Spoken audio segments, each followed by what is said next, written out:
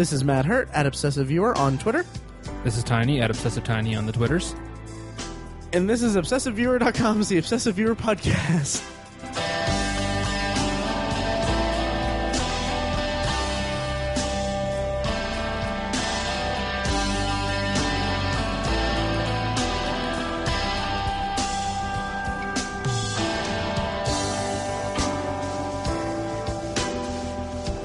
And I did not think to go over how we were going to do this. Welcome to this week's episode of the Obsessive Viewer Podcast. We're a weekly movie and TV podcast that covers a specific topic, be it genre, trope, movie, or show, each episode. And normally we have three hosts, myself, Tiny, and our friend Mike, who you can find at I am Mike White on Twitter. But he's not here with us today, and in his absence, we have brought in a guest. Guest, introduce yourself. I am Robert Fekkes. I have a Twitter, but I do not remember my handle. Nice. What if that was your handle? Oh, man, that'd be so good. At I do not remember my handle. It's too long. But. Yeah, I think it's too long. I'm so glad that you said your name because I didn't remember your name. No, I'm very forgettable. Right. To quote Lester Banks from American Beauty, I wouldn't remember me either. Nice pull. Our listeners, longtime listeners, will recognize his voice from our Interstellar episode, which I believe was episode 83. Sounds right. Sure. And also from PopCon.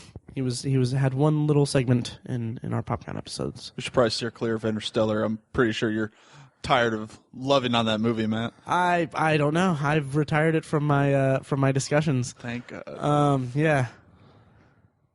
But in the realm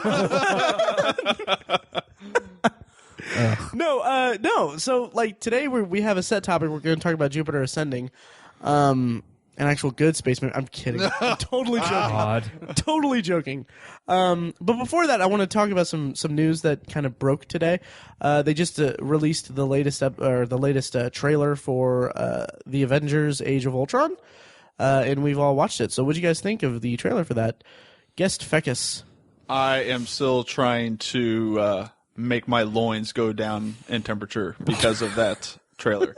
It was amazing. Right. The first trailer was fantastic. It gave me kind of it got me excited for the movie, as if I needed anything else to get me excited. But I feel like this trailer was 10 times better. Like it gave an idea of what's actually going to be happening with the story.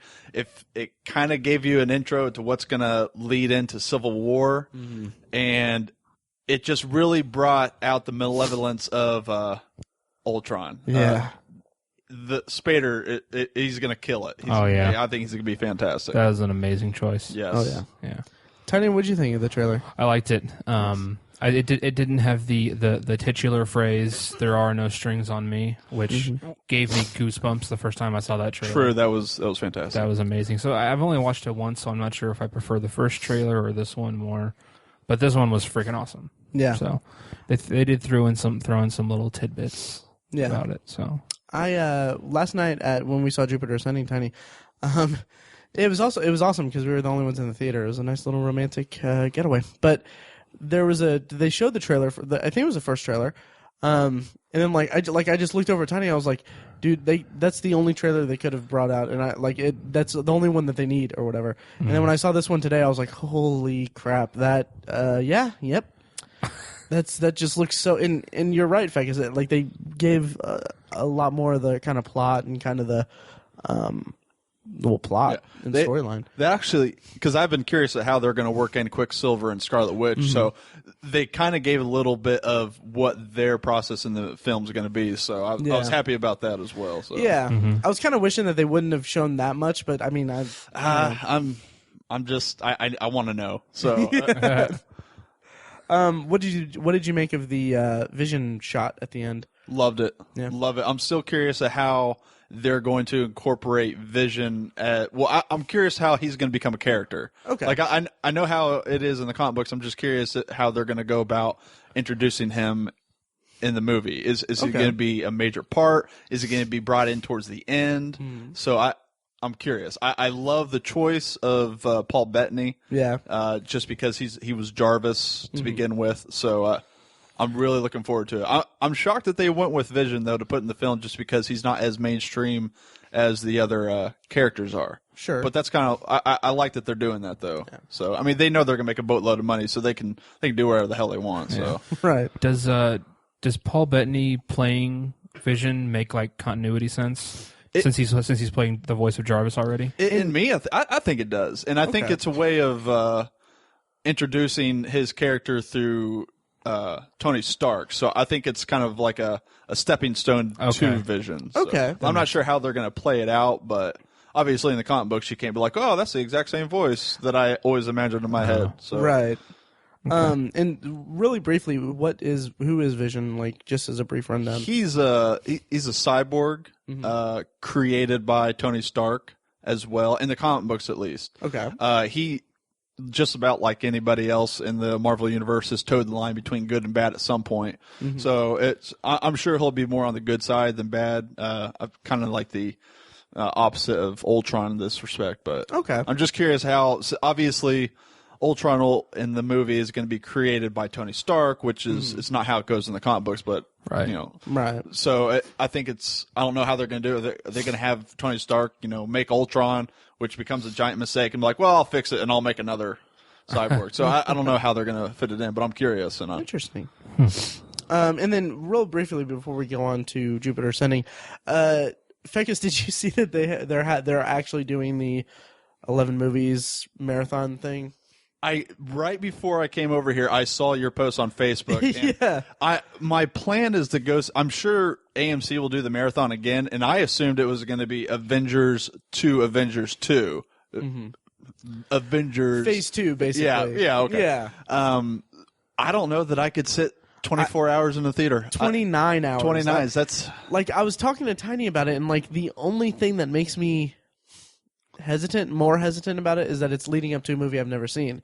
So like, I mean, it would be interesting to try to do like a big like 27 hour marathon just to have that story. But do I really want to be that exhausted when it comes to the big finish? Exactly. Just like my love life. If I was going to do that, I would have done it when I was like 19. Right. I can't. If I were 7 years younger or something. I know it makes it sound like I'm 50, but I can't do that. I mean, I saw your walker coming in here, but thank you. Yeah, I just got it. If they want to do it over a 2-day period, that'd be great. Yeah, I would do that. Interesting. Because I did the movie marathon for the Avengers release, and that was 12 hours, and that was long. Yeah. And by the end of it, you're in a completely packed, theater. Everyone's smelling because we've all been stuck together for the last 12 hours, and it's not. It's normally theaters are cool. It's not cool because it's body heat galore. But it was. I still love the experience. But when it was over, I'm like, I'm ready to go home. So imagine doubling that. I don't know. Okay. That's a lot of movie. Well, as I told Tiny off the air, I bought both of your guys' tickets already, and we're going to go. Awesome. Not really. I didn't really do that. Not paying you back. So yeah, okay, Marvel news out of the way. That, we'll have more to talk about that at a later date. So we all saw Jupiter Ascending. Tiny, do you want to give like a rundown of this plot summary real quick? Sure. Mila Kunis plays the main character. She is a woman from Earth who finds out that she's part of a universe-wide genetic line that is essentially royalty, and she finds out that her basically siblings or children, offspring, want to kill her and take her inheritance. Which sounds like Shakespeare on a universe level, but it wasn't quite that eloquent. But that's the basic plot line, and Channing Tatum shows up to help her, and Sean Bean and Scene Bean. So that's the plot, basically. Yeah. So, broad thoughts before we dig into this. Fekkes, what did you think of it? Roundtable real quick, what we thought. Yeah, real quick. just real briefly, what were your thoughts on it? I wanted to like this movie. I really did. I've been a fan of the Wachowskis, and I got nervous immediately when they postponed this from the August release to the February release. That never spells good for a movie. And so I went in with open mind. I couldn't get behind it. There was just... I feel like it was ambitious. I'll give them credit for that. They were very imaginative. They did not pull it off. It did not click. It was very disjointed. Eddie Redmayne was killing me. Oh my god. He's continuing the trend of actresses or actors winning that best actor award and then going off and doing something awful. Yeah. Like Jamie Foxx went and made Stealth as soon as he won his Oscar. Oh wow. Forrest Whitaker has not done anything except for The Shield since he won his Oscar. Halle Berry went on to make Catwoman after she had won. So I don't even know how to describe it, but I wanted to punch him every time he was on screen just because it was obnoxious. But the film, it didn't really resonate with me. I feel like for the Wachowskis, I expect nothing but stellar special effects. For the most part, they were there, but there were some bad scenes to me in some of those. One of which I thought was the flight scene over Chicago near the beginning. Oh, really? Yeah, I did not care for that. I thought the ending sequence was much better. And one of the biggest problems I had with the flight sequence over Chicago, I really felt like they were trying to go for a ballet feel with the music and the movements, and it was not sticking for me. No. I felt like it did not work. They tried. I couldn't get behind it. Yeah, but I applaud their effort, but I can't get behind the movie. I thought it was I struggled to stay with it, and it's just okay. Mila Kunis was hot. Right. I'll go ahead and voice my opinions because it's basically the same as yours.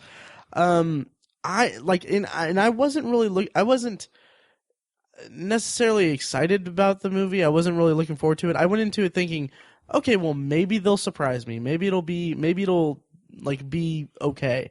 And it just wasn't. Like seeing the trailers, I was like, yeah, okay, space movie. I'm going through a big sci-fi kick right now. Maybe it'll just hit me in just the right spot. But I mean, the visuals were cool. But the storyline was just, I mean, I too struggled to stay with it. I told Tiny as soon as we left the theater, I was like, pretty much any time there was any scene of exposition or any kind of dialogue that just explained what was going on, I was just like, I had in my head that scene from Family Guy where Peter is in the classroom when he goes back to being an elementary school student, and he's just like, oh my god, who the hell cares? Case in point, the entire sequence of her trying to get her royalty status, and oh my god, the BMV of space. Oh my god, we'll talk about that in thorough detail later. But my god, yeah, I fell asleep during it, and I was like, I don't care. This is just the worst, and just seeing, I don't know, just the whole time it was just. I was just trying to find something to latch onto in terms of liking it. I just couldn't find anything. It was not giving me any kind of branch to latch onto. Every time Eddie Redmayne was on the screen, this is going to sound really horrible, but it felt like he was maybe this is a stupid thing, but it felt like he was in the middle of filming Theory of Everything at a very specific point where the disease is affecting his vocal cords, and like it felt like he was just doing prep work for that instead of actually acting in this movie. That is so insensitive, man. Someone didn't do the ice bucket challenge. Oh, God. Jesus. Oh god. But yeah, it's just the movie is. In the years to come, I will have this podcast episode to remind me that I saw this movie. Tiny, what did you think? Well, to be the contrarian, I actually liked it.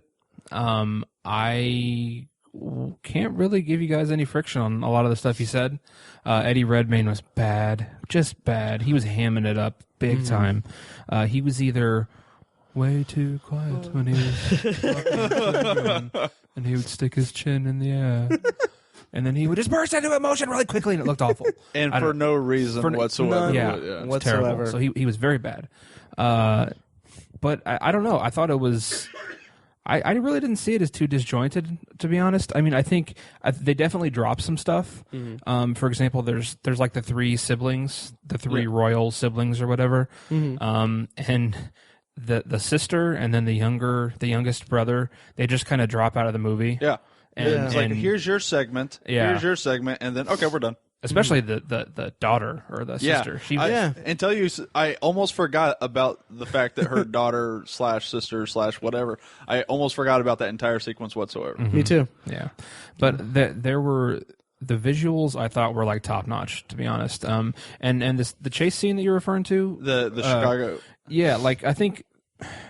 The majority of it was pretty run of the mill. I think. I don't think it was nothing out of the or nothing spectacular. Right, but at the end, there's a part where like Channing Tatum and Mila Kunis had like commandeered one of the ships, and then at the end it like splits apart, and there's this like really I thought was a really beautiful shot where the vehicle splits apart and Channing Tatum like falls after Mila Kunis to save her, and it's like all one fluid take, and it was like it looked really incredible. I was like kind of blown away by that part. I think I woke up for that one. I know.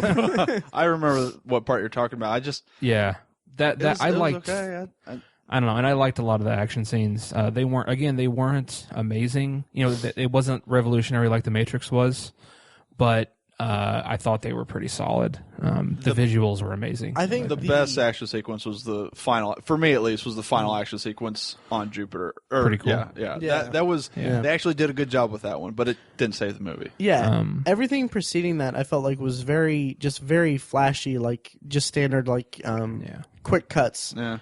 All over the place. So I thought the gravity boots, like they sound kind of dumb. Oh, I like those in theory, but I thought it worked really well. It was pretty cool. That's like the one thing where I was like, that's pretty badass. I want that to be in a video game and play as a character. With those. That'd be so cool. Maybe they should have just made this a video game. Yeah, because that's a video game story. Like, and I'm a video game nerd, but their stories. Not the greatest.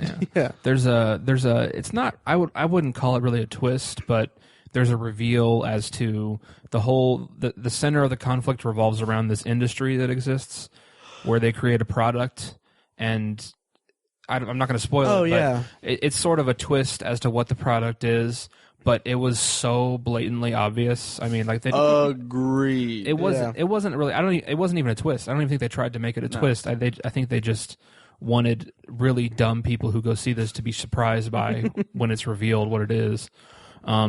In fact, I feel like Mila Kunis should have figured it out so much earlier in the film. Like exactly. With the segment with the female sibling, I was sitting there thinking, it's like, why is she not outraged by this? Yeah. It's like, does she not get what's going on here?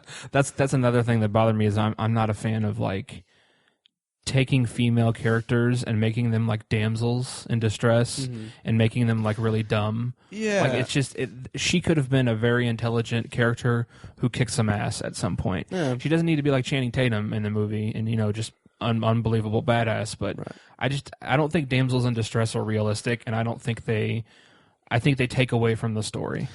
And she was too much of a damsel in this movie. Yeah. They add no character to themselves. Yes. I mean, they're Princess Peaches, and they're shallow. Yeah, I agreed. And the one scene where she like has kind of a somewhat badass kind of fight or whatever is against Eddie Redmayne, who's like not threatening in the movie at all. Right. Your brother's two-legged dog would probably intimidate Eddie Redmayne. Right. TurboRooDesigns.com. But for some reason, I liked the story. It wasn't revolutionary. It wasn't amazing, but I was able to follow it, and I thought it was kind of interesting. I think it could have been done better. And I love the visuals. It seems like I'm bitching about it a lot, but there's a lot to pick on. This is such a great movie. I hated it. No, it wasn't great. I wouldn't even say it was great. But for some reason, I kind of liked it. Like I'd probably give it like a 6 out of 10, maybe, if that. I don't know. But anyways, I haven't thought about my rating for it. I'm pretty sure I rated mine on IMDb, but I can't. Maybe a 4 or 5. I can't recall. I'd be around there, maybe 4.5.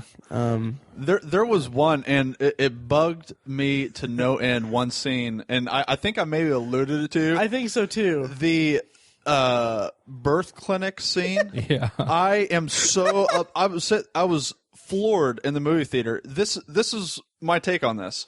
You have this advanced alien race with the most powerful weapons, the ability to cloak themselves, and the ability to make people forget their memories. And this is how you try to assassinate a ruse in a birthing clinic? That's ridiculous. It's so stupid, and it's so just plot holes. Just like I don't understand that at all. Like I don't understand how they could have had them disguise themselves as some homeless crackhead, walk up and shiv her. Yes, exactly. And that would have been super effective. Like if there was some complicated process as to how they verified that it was genetically her, it would make more sense. But when they have her in there, all they do is stick a thing in her neck, and that's it. And it's like a second, and they're like, "Oh, it's her." And that could have been the shiv. Yeah, exactly. Okay, we're done. Yeah, and not to mention how just ridiculously dumb it is to put an incredibly valuable factory in the middle of a hurricane on Jupiter. What the hell is that? Makes perfect sense. Well, if they would have referenced it, being like, "Oh, we use the energy from the hurricane to run the machinery," that would make sense, but they never do, and it ends up being hugely detrimental. Right? One crack in that. Boom. Exactly. It's like the BP oil spill. We have no means of fixing this should something go wrong. Yeah. We're just gonna hope this giant hurricane never, gets out of control. Yeah. And that's how I felt like a lot of the movie was. I felt like a lot of the movie was, and this may be just me knowing that it was postponed, a lot of it was just cut around. Like there was a lot of, like, between Mila Kunis Channing Tatum getting to Mila Kunis, saving her, and then her waking up the next day or whatever in wherever his hideout or whatever. Like there was like scenes worth of dialogue that seemed like it was just skipped over.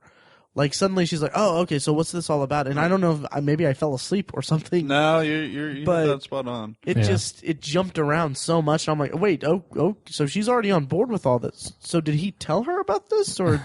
Okay, now she's getting a tattoo, whatever.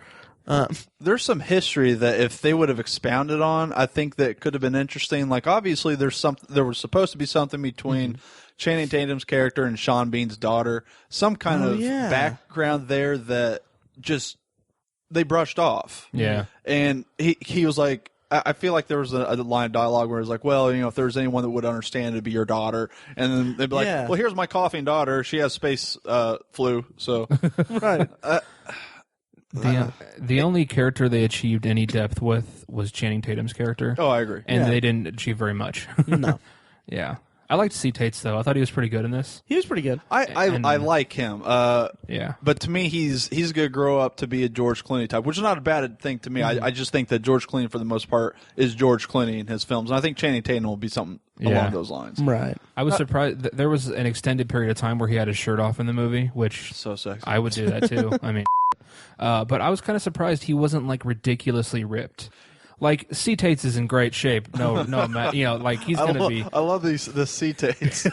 He's going to be hot, but, like, he wasn't, like, ridiculously ripped like a lot of the superheroes and big heroes. I was like, thank you for not destroying my self-esteem. Right. Wachowskis. I thought the costumes were amazing, too.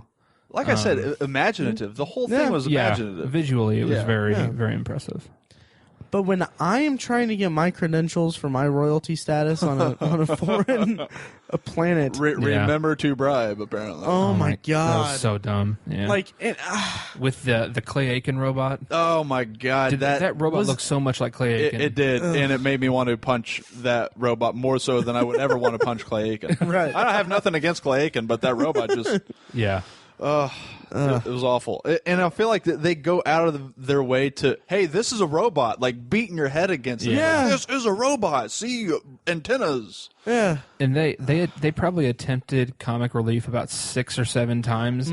I think maybe like 2 of the jokes landed. I laughed at like 2 of them. Yeah, if that. The Wachowskis have never landed their comic relief that well. Right. They tried, and sometimes I think they gave up. Like in The Matrix Reloaded and Revolutions, they're like, we're not even going to try. Right. So I don't think that's their strong point to begin with. They're not Joss Whedon. No. Not by any stretch. Or Chris Nolan.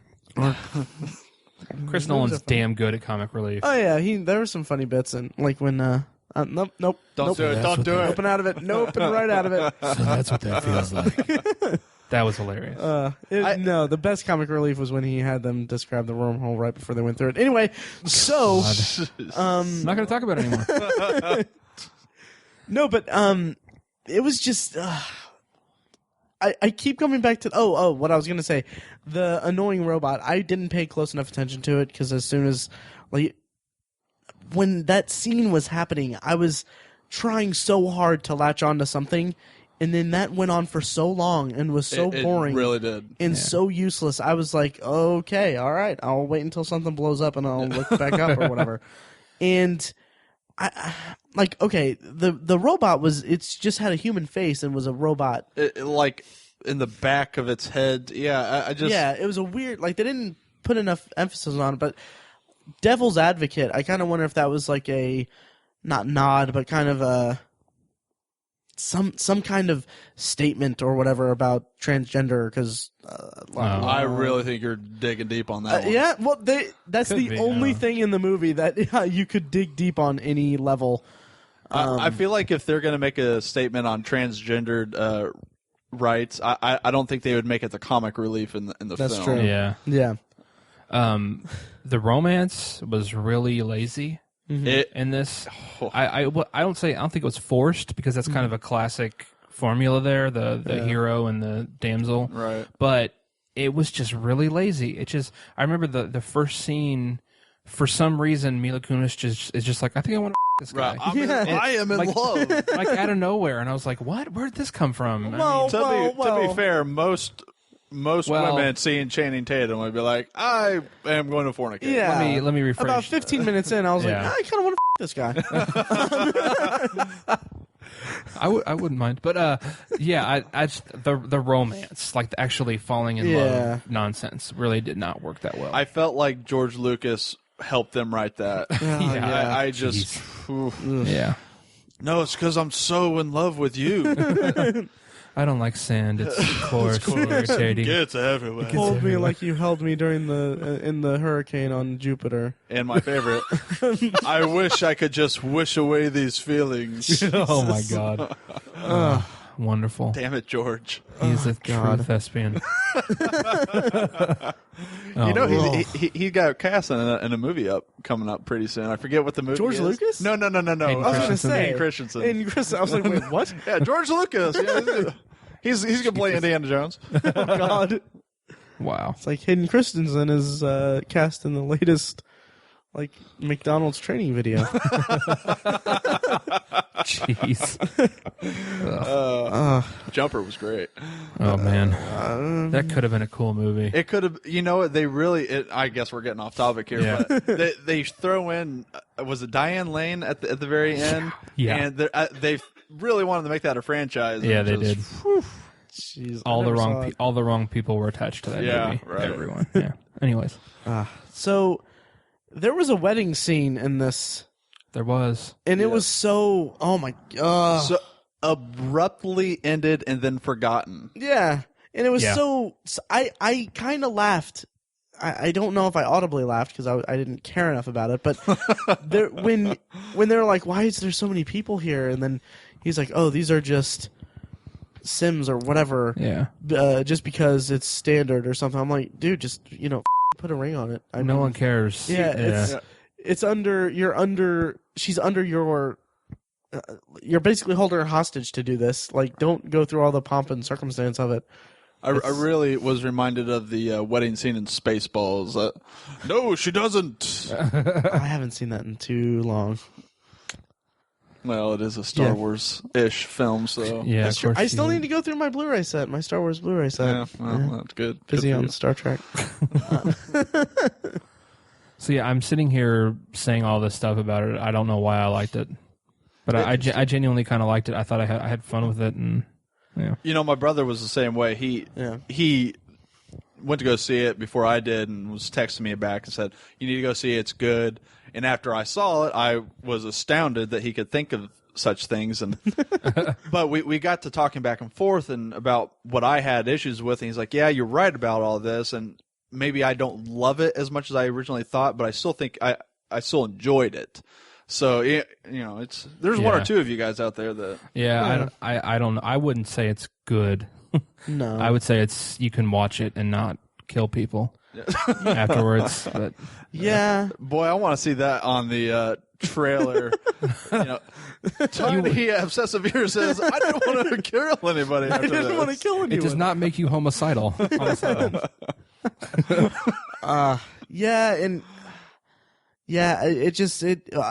Fekkes, did you watch this in 2D or 3D? I am so anti 3D, but I had to watch it in 3D because I had no other option. So. Same with us. Yeah. Our only option was to see it in 3D last night at 6:30 or see it in 2D at 9:30, and we both work in the morning, so added nothing to it. Nothing at all. I don't dislike 3D as much as you guys do.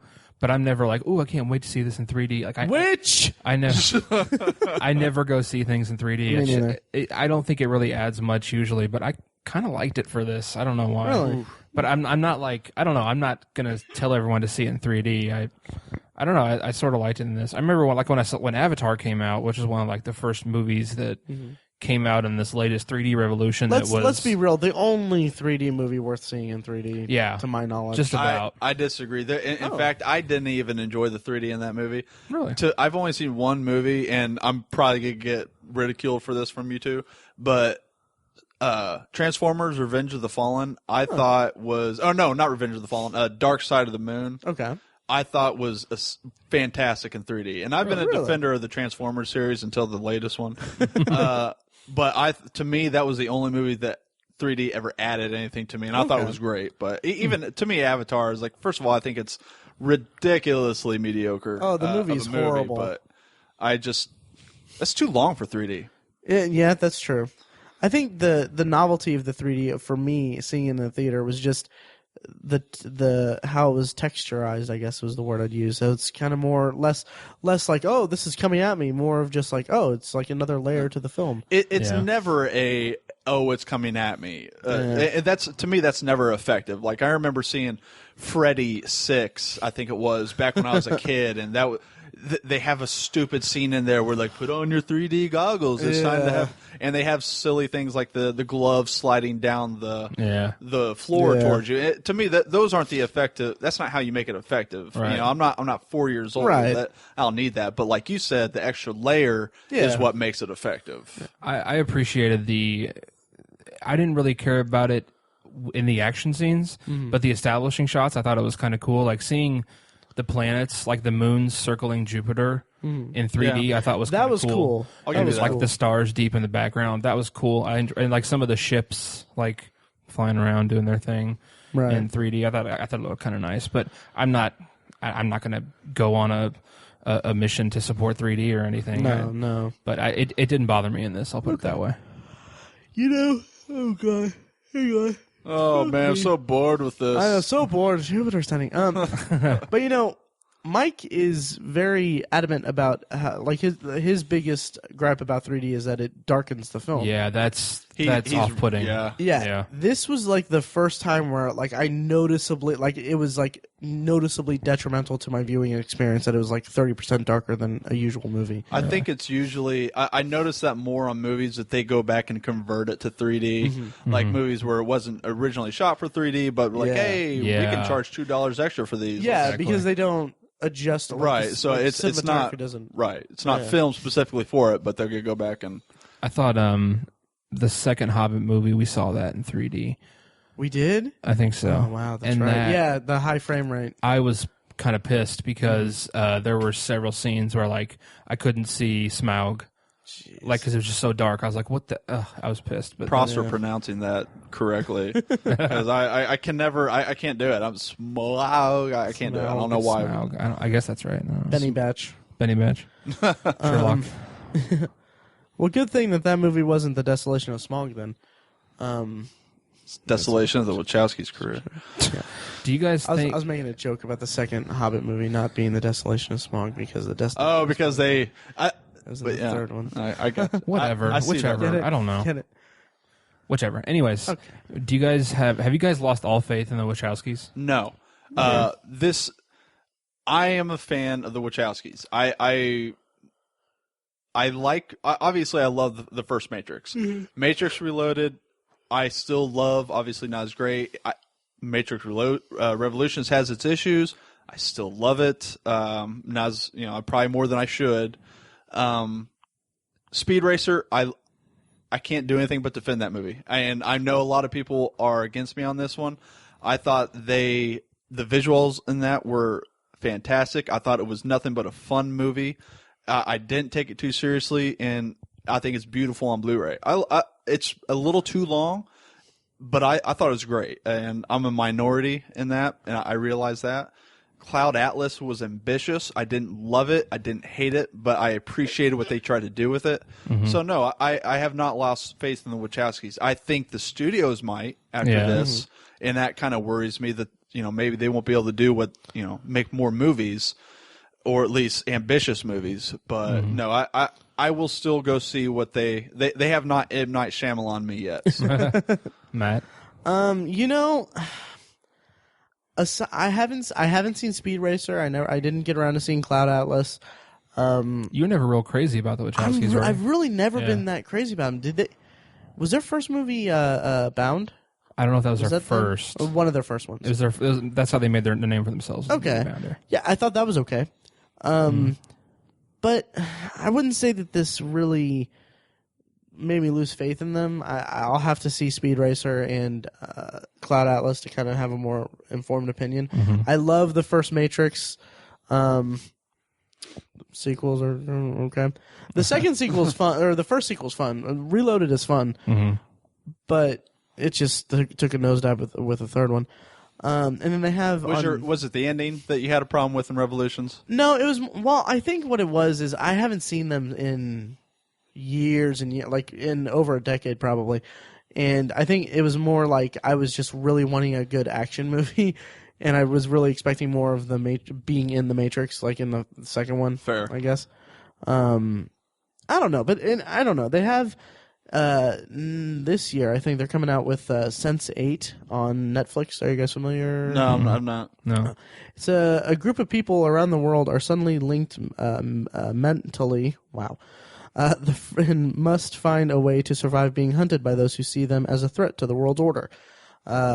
Should be interesting. I think they're just producing it, though. I don't know if they have any creative input, which could be a good or bad thing. Well, they produced V for Vendetta, and that's a fantastic film. So. Oh yeah, Matt doesn't like it that much. I need to. I didn't like it that much when I saw it over a decade ago.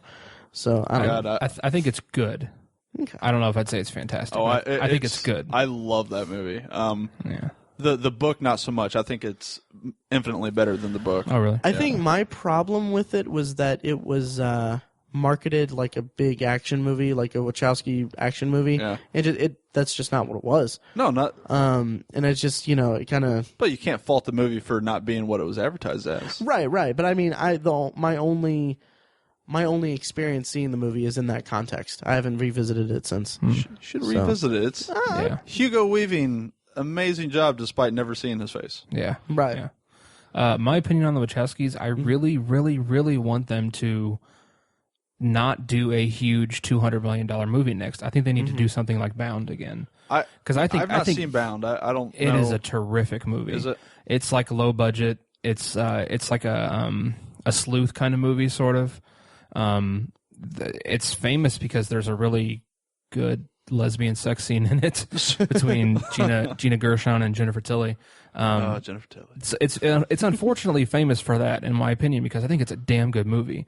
Joe Pantoliano's in it, and he's fantastic. You got me right there. I love Joe Pantoliano. I think it's one of his best performances he's ever given. So, I wish they would do something like a little $20 million movie like that again, because they might be forced to after this. Yeah, no kidding. That's what I'd really like to see them do, because that movie, besides The Matrix, I think it's their best movie.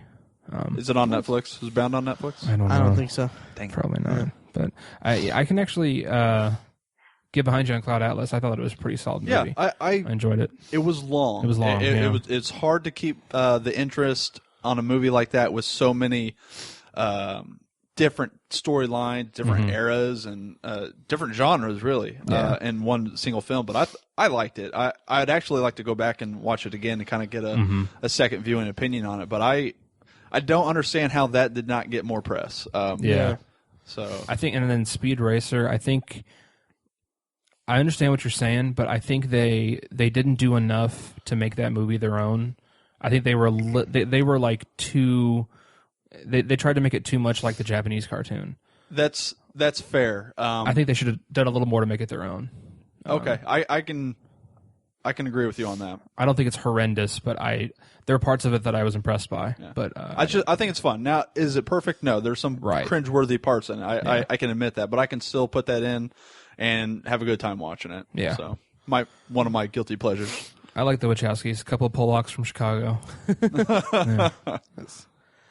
So yeah, that basically does it for our Jupiter Ascending review, I guess. Any other parting thoughts on that or the Wachowskis, or should we move on to Potpourri? Am I the only person that's confused as to why people think Mila Kunis is like one of the hottest women on the planet? Yes, you. I think I am. I think she's beautiful. She could gain some poundage. Thank you. Thank you. She could. She's gorgeous, undeniably gorgeous. Right. But, yeah. Facial, but especially in Black Swan, which one of my favorite movies of all time. She's ridiculously skinny, but she had to be, her and Natalie Portman. Right. So, realistic. Right. But no, yeah, I think she's absolutely gorgeous, and would lick her toes if she asked me to. I would, but only if she asked me to. Nice. I would let her clean my toilet any day. Dear God. No, she's. You missed a spot. But no, she's very hot, and I'll have to go back and watch the one scene from Black Swan over and over again. I guess there's a parallel between that and Bound. A lot of people only remember the lesbian scene. Right. All right, so that does it for our review of Jupiter Ascending. We're going to move over to Potpourri, which is what we call our section where we just talk about whatever we want, as long as it smells good, is how we describe it. Basically anything we're watching, wanting to watch, or excited about watching, or having watched and watched. So, guys, what do you have for Potpourri? Fekkes, do you want to go first? Yeah, I'll start. And this is not so much as what I'm excited for, more so of a trend that I cannot understand how it keeps getting funded. A lot of talk is going on right now about the Assassin's Creed movie that's coming out. They just made some casting choices on that, and the lead role in it is going to Michael Fassbender, which I'm good with. Good choice. I hate video game movies. They never hit the mark, and I think it's terrible. You go back to the 90s and you have terrible things like Mortal Kombat, Street Fighter. Obviously awful movies. But then time goes on. Super Mario Brothers. Oh, don't. Sorry. One of the first movies I saw in the theater. Super Mario Brothers. So sad. Yeah, it was like a week or two before, or a month or two before I saw Jurassic Park. So it evened out.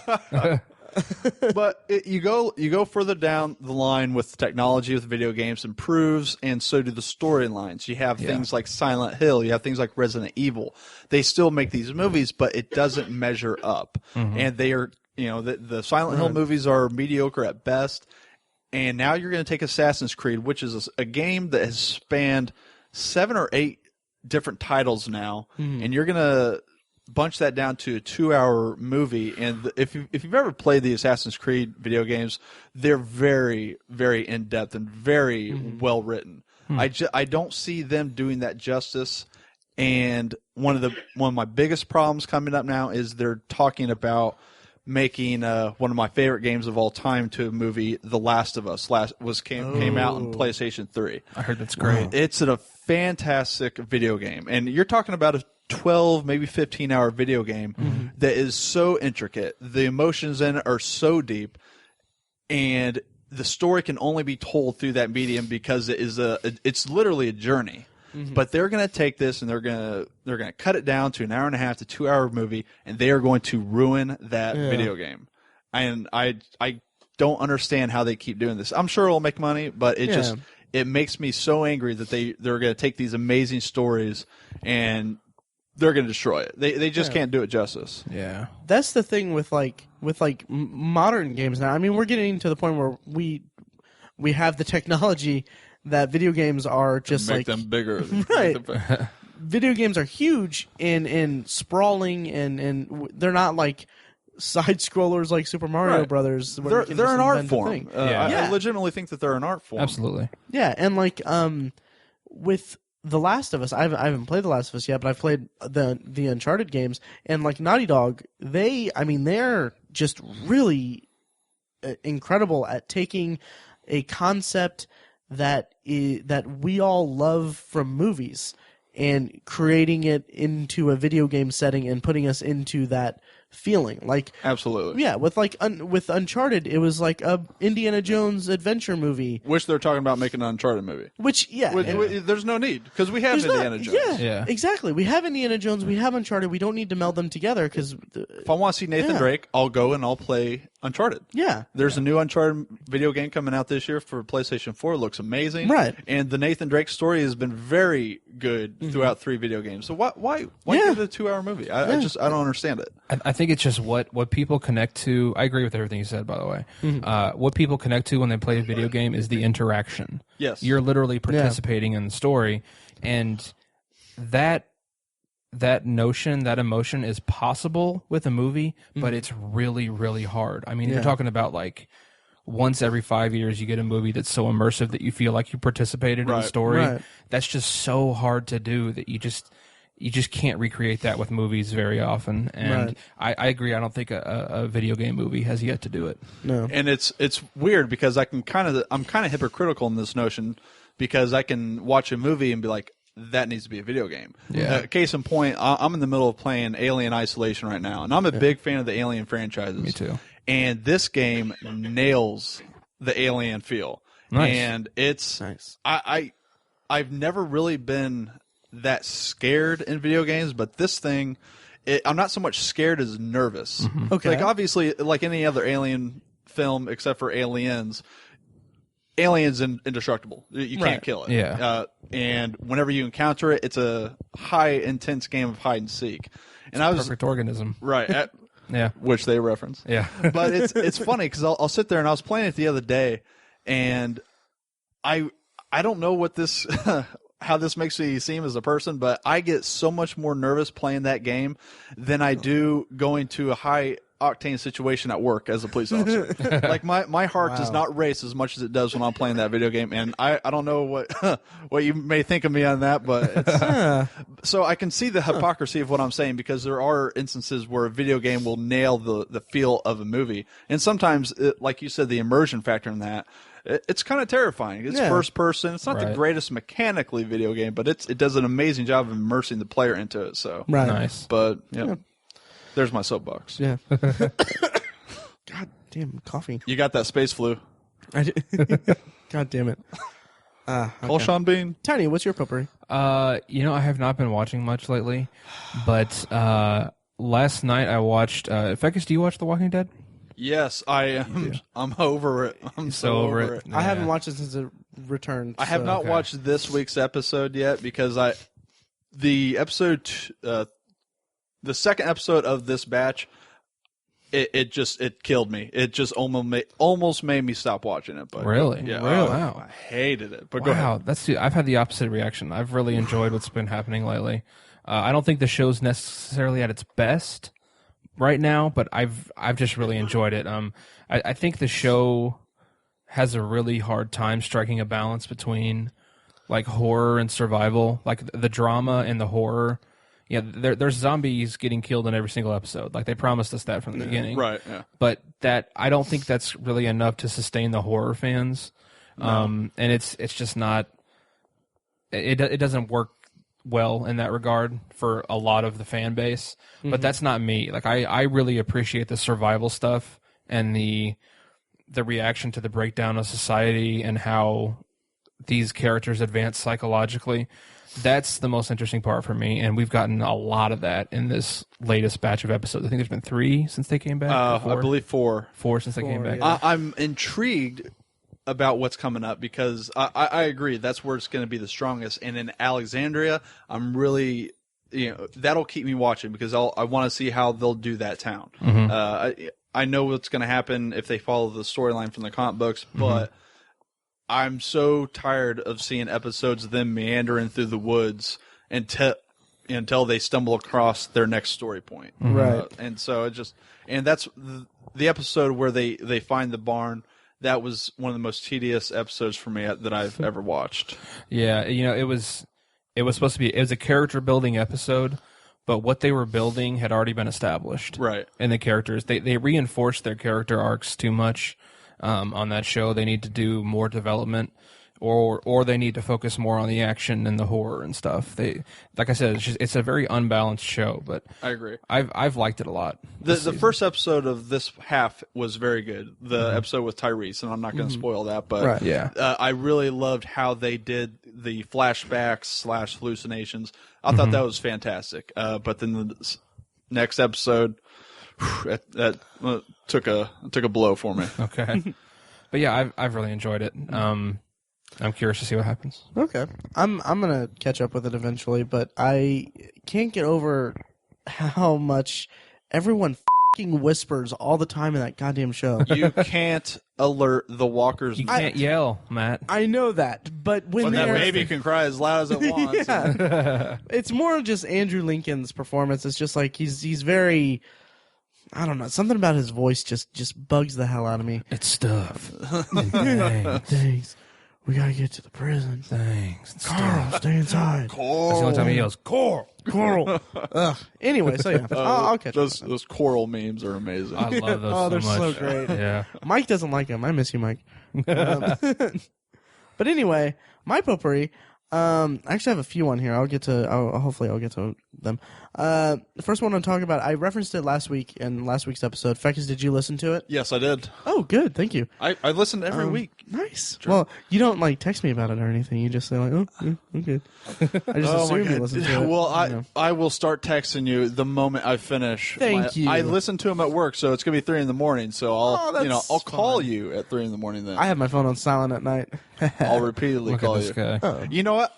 I'll go knock on your door is what I'll do. I work in your area. Well, you won't work in my area that much longer, so I could kick a rock to your apartment from my area. I'll come and knock on your door. That's good. I'll be waiting for you. Come and knock on my door. Anyway, we got it. Let's move on.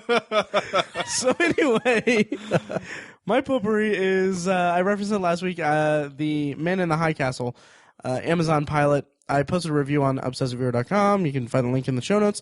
Quick rundown of what the plot is. It's an alternate reality series where it's set in 1962 in a world where where Hitler won, and the country is, I got it wrong in the description in last week's episode. The country is actually divided into 2 sections. Mm-hmm.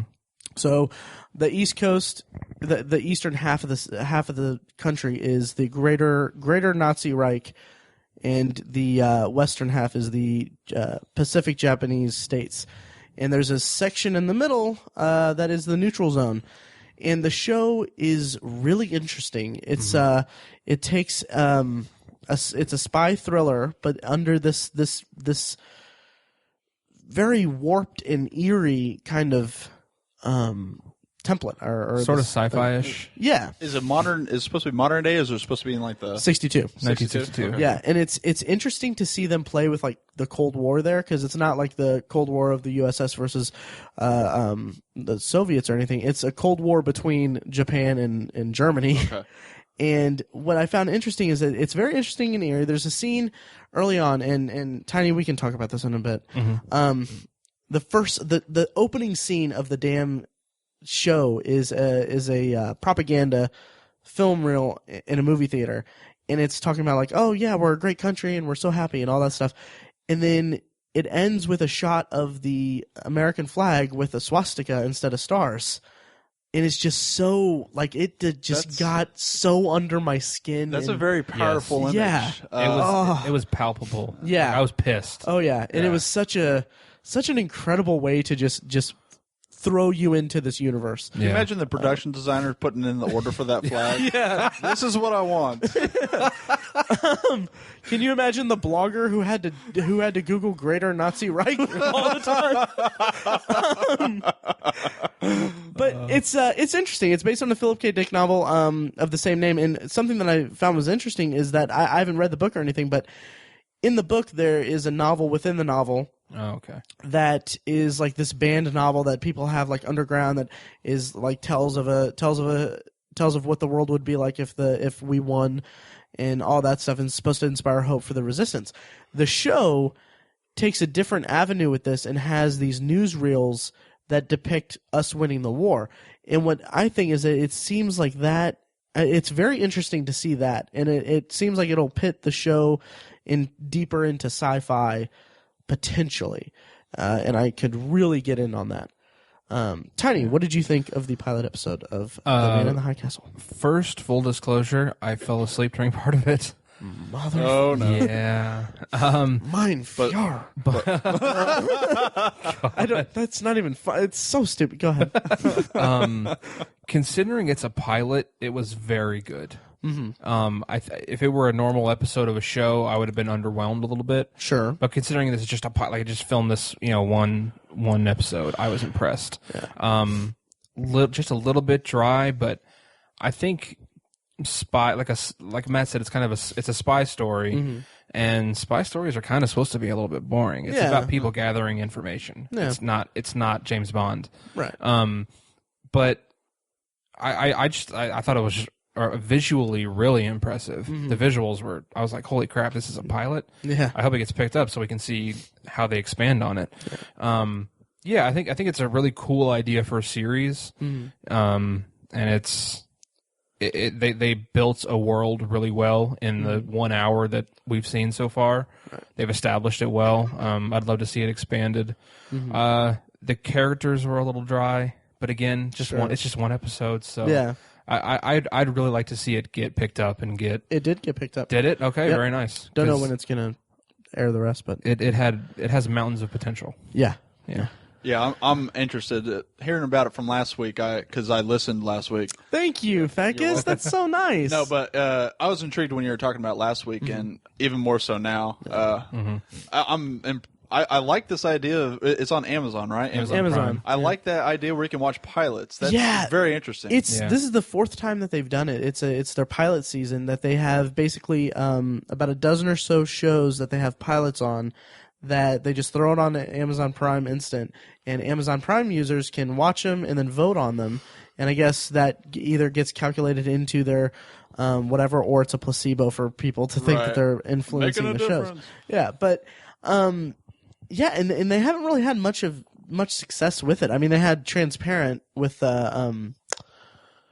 what's his name? Oh, jeez. Jeffrey Tambor. Yeah, Jeffrey Tambor. Yeah, which is apparently like really incredible. But then, I've heard good things. He won an Emmy, I think. I think so. I think he won an Emmy. He did. Yeah. And so they're starting to get some like momentum and everything, and it's just a really fascinating way to do it. And I kind of really wish that I had caught on to it before like they got all the pickups and everything. Do they like keep you up to date on if it's like how likely it's going to get picked up, or when it does get picked up? Or I don't know, but I think that they do 2 pilot seasons a year, so I'm really I'm going to keep on it, and hopefully be like kind of on top of it when it happens over the summer, and kind of really get into it. But I mean, they greenlit like 5 shows out of the 13 that they had for now. When it gets picked up, does it get picked up by Amazon or another? Amazon. Okay, so I'll have to subscribe to Amazon to watch it then. I tell you what, I recently got Amazon Prime, and it's worth the $99. Yeah. Every HBO show, every episode of every HBO show is on it. Might want to wait until HBO has their streaming. That's true. They are going to launch that this year. Well, PlayStation 4, as of yesterday, finally got HBO Go. Oh, really? So, yeah, which bugged the crap out of me that I had to wait this long to get it, but so I have HBO Go. So all the Game of Thrones and softcore porn I can watch. Very nice. Yeah, I'm gonna be a cord cutter when I move into my new apartment, so I'm not gonna have like a HBO Go account because I don't have HBO because I won't have cable. I'll give you my password. It's not a big deal. Would you really? Yeah. Oh. Yeah. Well, I'm you get an HBO Go password. You get an HBO Go password. It's called community policing, Matt. Right. Well, yeah, that'd be awesome though. Yeah, no big deal. Yeah. Nice. Cool. Yep. Yeah, I had one more potpourri thing. Do you guys have anything more you want to go around? Nah.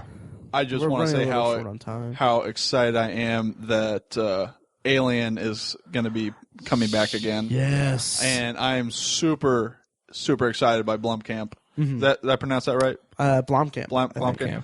Yeah. Perfect director for this, and even more excited that him and Sigourney Weaver were talking throughout the production of Chappie about this. And so if Sigourney Weaver's on board, I'm on board. So super excited. The concept art was just amazing. Yeah. I want to see what they do with Hicks. Me too.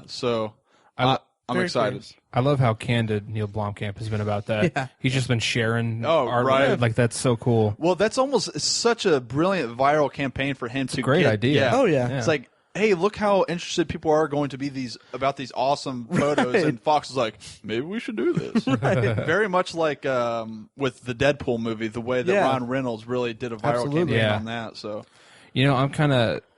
I'm hesitating on the new Alien movie a little bit, just because it's Neill Blomkamp. I want to wait till I see Chappie because I'm really nervous about Chappie. I think it looks cool, but it looks like it's literally just a rehash of his first two movies, plot wise, and aesthetically, or Short Circuit, Johnny Five Alive. I'm excited for Chappie. I think he'll knock this one out of the park. I was not impressed with Elysium. But, me neither. Although I think it still made my top 10 list. I had a weird year. Did it really? Yeah, he did. Yeah, I don't know. But he can film an action sequence. He that can. was one thing about Elysium. It was the action sequences were fantastic. Undeniably great. Right. Yeah. But I think Chappie's going to be kind of a deciding factor on my appreciation of him as a filmmaker because District 9 was incredible. Elysium was just hit or miss. But he did go back and say like he was very candid recently about how he wished he could go back and just redo Elysium because he really messed it up. Yeah, he said I really f***ed up that movie. He wanted to cast Eminem in that role. Did he really? Yeah, and Eminem turned it down, saying the only way he would do it is if it were filmed storyline in Detroit. Jeez. On 8 Mile. No, but yeah, he wanted Eminem, which, look, I have nothing against Eminem. I just don't think he's, accurate. Yeah. Not my first choice. Right. He was great in the interview. He was. He actually was, yeah. Yeah. I'm only saying that with a little bit of snark. It's, we'll see. Yeah. All right, fair enough. I would like to see if this, and this is just a complete pipe dream out of nowhere, and I don't even know how much I want to see this, but if Blomkamp's Alien kind of takes off and rejuvenates the Alien franchise and everything, it would be kind of interesting to see David Fincher take another stab at it. Yeah, I would. I doubt that he would ever, but no, I don't think he would. But listening to you talk about when you went back and watched those, it kind of I kind of want to go back and watch Alien 3 again. Maybe I'll have a different perspective on it. Maybe give it a shot. I know that there was production problems from that throughout the entire movie. So I don't know if David Fincher has the right style for a sci-fi kind of actiony movie. Just look at what he does. He's the king of just an absolute static camera, and that just doesn't really work. I mean, look at the style of House of Cards. It's just a camera sitting there, and that's phenomenal for House of Cards. But for an Alien movie, well, he did some interesting things with the camera in Alien 3, especially when taking the perspective of the alien traveling upside down on the in the corridors. I mean, there was some decent stuff he had in there, but true. But I agree. I think that's probably not his shtick. Right? Yeah. He's. I'm not saying he can't do it. I'm saying we haven't seen it from him yet. Right. Yeah. Really quickly, because I know we're running really short on time because Fekkes, you need to get going. Kicking you off the podcast. Yeah. Really quick, I watched the premiere of The Last Man on Earth. Are you guys familiar with this? Yes, I haven't watched it yet, but very intrigued by it. Yeah. They had a 2-episode premiere this past week, and I watched it on Hulu Plus. It's really, really interesting. I'm gonna stick with it definitely, and I'm very curious how it's gonna all play out and everything because it's The Last Man on Earth. It's Will Forte is the lone survivor of they refer to it as just a virus, and he's just driving around Tucson. The first episode is just basically just strictly apocalypse fantasy fulfillment for the audience. It's just him just doing just wacky and everything, but it takes some interesting turns, and has some pretty funny setups and callbacks here and there. So you do a good job of carrying that. I mean, obviously he's the sole person on camera. Does he do a good job of carrying? He does. And I mean, he's such a he's got such an energy to him that he seems like kind of just a likable guy. So when he goes kind of, he doesn't go like full on crazy or anything, but I mean, he's he's a little crazy in it.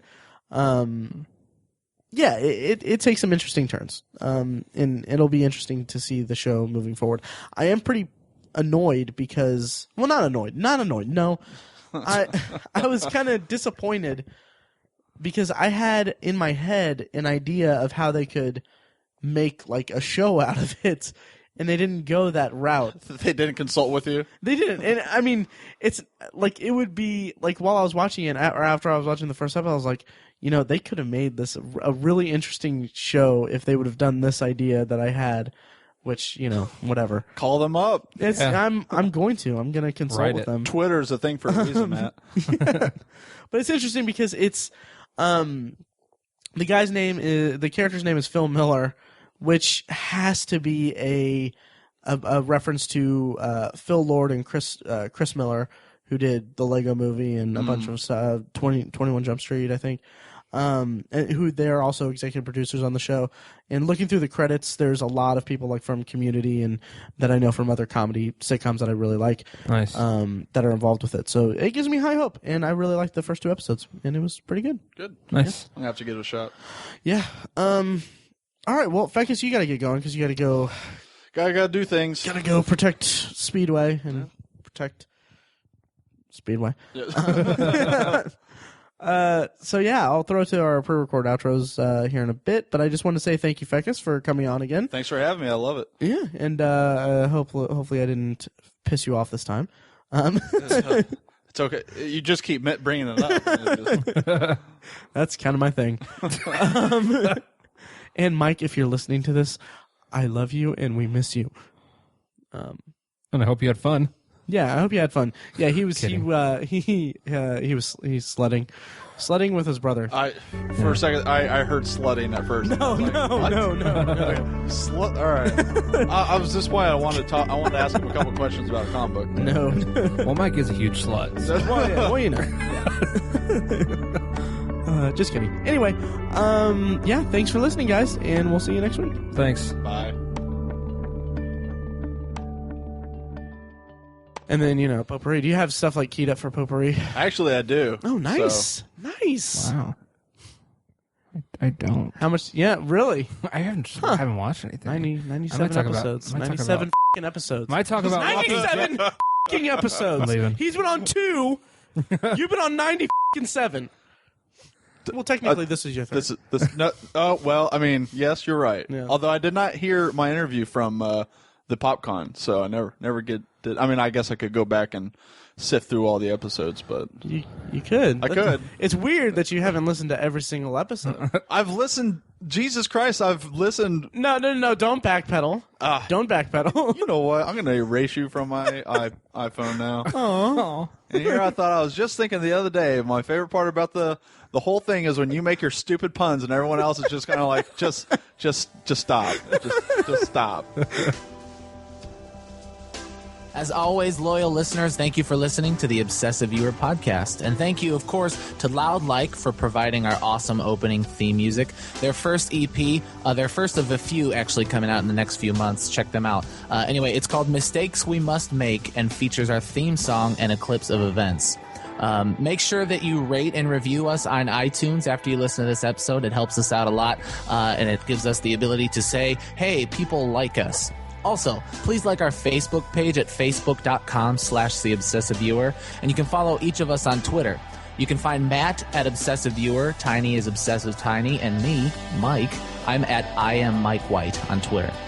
You can also check out the blog at obsessiveviewer.com, where all three of us, but mostly Matt, review movies and TV shows and talk about all kinds of things. It's kind of the written form of this podcast. You can also check out Obsessive Book Nerd, which has book reviews and commentary on the evolving world of reading. And also check out Tiny's The Secular Perspective, which is a podcast exploring the concepts of faith, religion, and existence from the perspective of secular hosts. If you have any thoughts on the podcast in general or this particular podcast you just listened to, or even suggestions for future podcasts, please email us individually at Matt, Tiny or Mike at obsessiveviewer.com, or you can just email the podcast directly as a whole, kind of directed to all three of us, at podcast@obsessiveviewer.com. Again, thank you so much for listening. We love you. Be excellent to each other.